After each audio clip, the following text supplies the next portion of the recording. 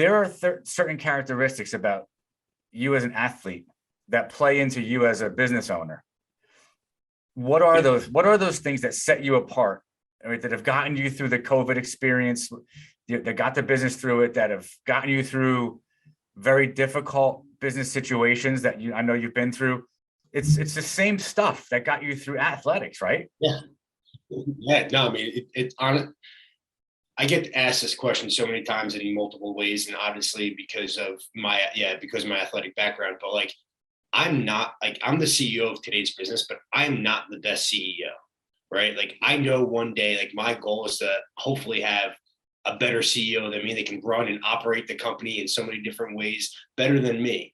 But I can tell you right now, there's nobody going to be a better leader for today's business than me, or any of the companies that I'm involved with, because I do have multiple. We do have multiple companies underneath an umbrella that I am like the leader of. I wouldn't say I might have a different title at every single one of them, but I am the leader of. And I think I always go back to every team I ever was on. I was always a captain. And I might have not been the best athlete on that team, but hardworking, always the hardest worker.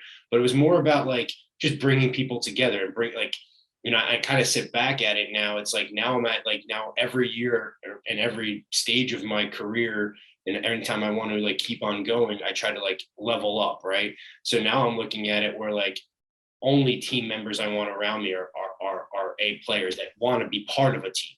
There's people that don't want to be part of a team. And there's people that do want to be part of a team. And when you have those people that want to be part of a team, you got to maximize them to the fullest extent, but you got to let them do what they do best.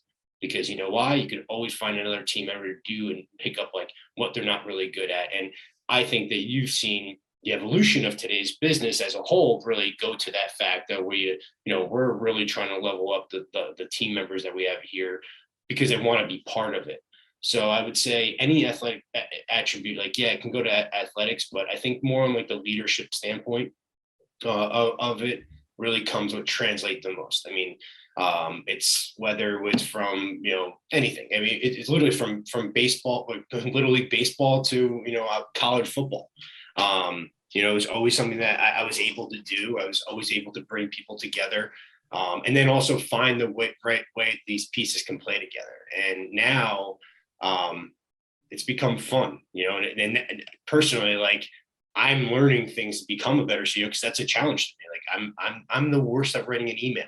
I'm the worst at writing certain things, like the little thing I can't spell.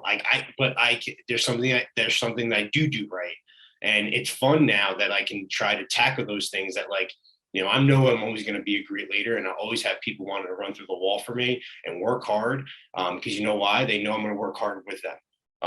It's never, and me, it's never it's always we, and it's never me. It's always team.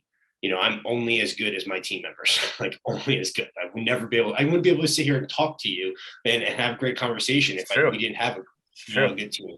And similar to you.